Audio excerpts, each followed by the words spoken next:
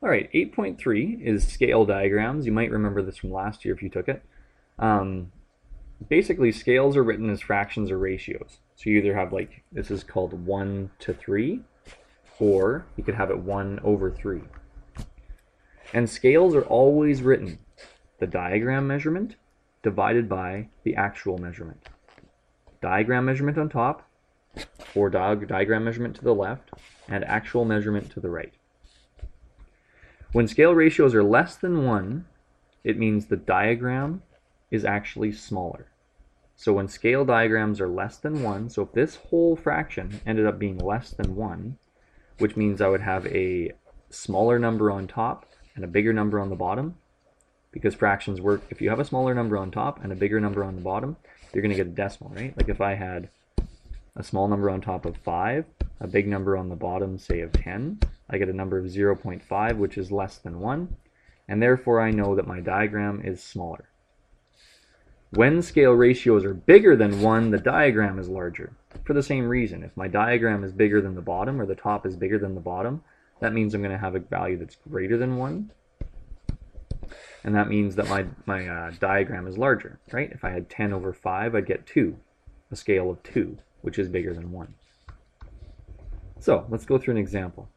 Determine the scale factor. So here's my actual picture, here's my diagram. I'm just using rectangles, it's pretty simple. So reduction means a scale of less than 1, right? A reduction means a scale of less than 1, it means it's shrunk. So my actual and my diagram. Remember that my fraction is always diagram on top, actual on the bottom. We can see it's been shrunk, right? We can see it's been reduced in size, therefore I know it's going to be less than 1, which means my diagram has to be smaller, which it is. So basically compare some side lengths here. Here I have 1, 2, 3. Side length of 3. Here I have 1, 2, 3, 4, 5. Okay, so my diagram would be 3 over my actual width, which would be 5. Let's just double check that. That's my width, right? What about my length? Is my length the same reduction? So I got 1, 2, 3, 4, 5, 6 over 1, 2, 3, 4, 5, 6, 7, 8, 9, 10. That reduces to 3 over 5. Therefore, it doesn't matter what you're talking about, whether it's the width or the length, the fraction is still the same, right? Because we can always reduce fractions. Now, if you're looking at the percent that's happened here, let's check this out. Well, what is 3 divided by 5? 6 times it by 100, and we get 60%. So because it's a percentage, it's less than 100%, we know it's been reduced, and it's been reduced by a factor of 60%. It's a 60% reduction based on my fraction. All right, part 2. Determine if the original will be larger or smaller. Okay, remember that the original is the actual figure, and the diagram is what my diagram is. Remember that it's a reduction if the scale is less than 1. It's a reduction if the scale is less than 1. So here I have a percentage of 112%. Remember, we're being asked if the original will be larger. If the original will be larger. So if I have an increase of 112%, that means that I'm going from my actual to my diagram. This is an enlargement, which means that my diagram will actually be bigger, right? My diagram is bigger, that means the original will be smaller. Oops. Right, the original is smaller because the diagram is bigger. Here is a reduction, that means my diagram has been reduced from the original size. Original size is bigger. Right, we've had a reduction, so my original size has been reduced. My original size has been enlarged.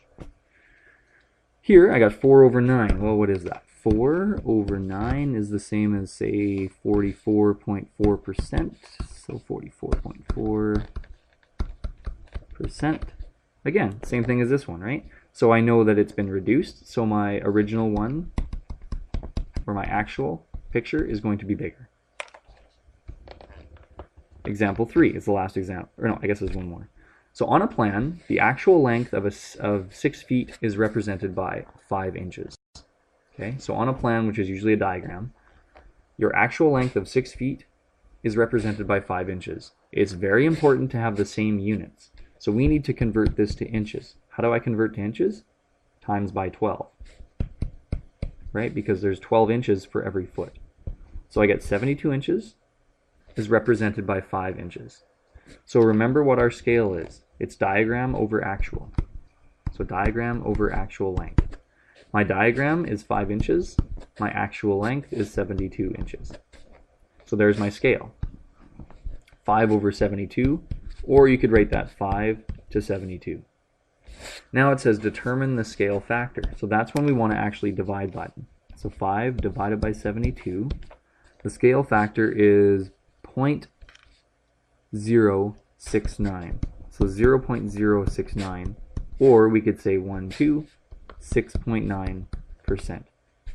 So the scale factor, it's obviously been reduced quite a lot. This is used for scale models and things like that, or plans of buildings and stuff like that. So you can you can draw a picture of blueprints so that you know that if you multiply everything by, or divide everything by, then you got your actual length. Last example. So first thing it does is it gives us 2 diagrams. We have to figure out what the scale factor is, and then we have to solve for g, h, x, and y. Okay, so first thing I look at, from here to here, from 6 to 9, what's happened? Well, it's been enlarged. Not only has it been enlarged, but what has it been enlarged by? So I'm going to take 9 over 6. Because I know it's been enlarged, I know the top number is going to be bigger. So 9 over 6 is 1.5. So my scale factor is 1.5. If I'm going from the smaller to the larger, I'm going to multiply by it. If I'm going from the larger to the smaller, I'm going to divide by it. Right? Because if it's getting bigger, it's got to be multiplied. If it's getting smaller, it's got to be divided. So let's look at g. G is the length right here. So where's that length? Oh, it's right here, right? And that length is 6. So I'm going to start off with 6. And am I going to multiply or divide to get g? Divide, right? Because it's getting smaller. So divide by 1.5, which is my scale factor, which is 4. So it's going to be 4 centimeters. Next, let's solve for h. So h is over here. It's this length across the diagonal. So it's like this length here across the diagonal. You have to look to see which sides correspond to which sides.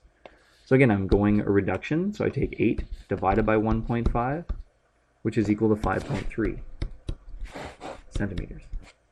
Next, I want to solve for x. Okay, x is up here this time. Goes that whole length there, which is similar to this length over here. So I start with 4. It's being enlarged. So I start with 4. It's being enlarged, so I multiply by my scale factor of 1.5, which is 6. And lastly, for y, y is over here, which is like this side here, 5. It's going from the smaller to the larger, so it's enlarging. So I start off with, I start off with 5 multiplied by 1.5, which is 7.5. So first of all, you need to find your scale factor. Then you need to figure out from that scale factor, remember it's your diagram over your actual. If you're starting with your actual, I would count the first one as the actual, second one is as your diagram, so you know it's been enlarged. Been enlarged is bigger than 1. If you're going from the small one to the big one, you multiply. From the big one to the small one, you divide.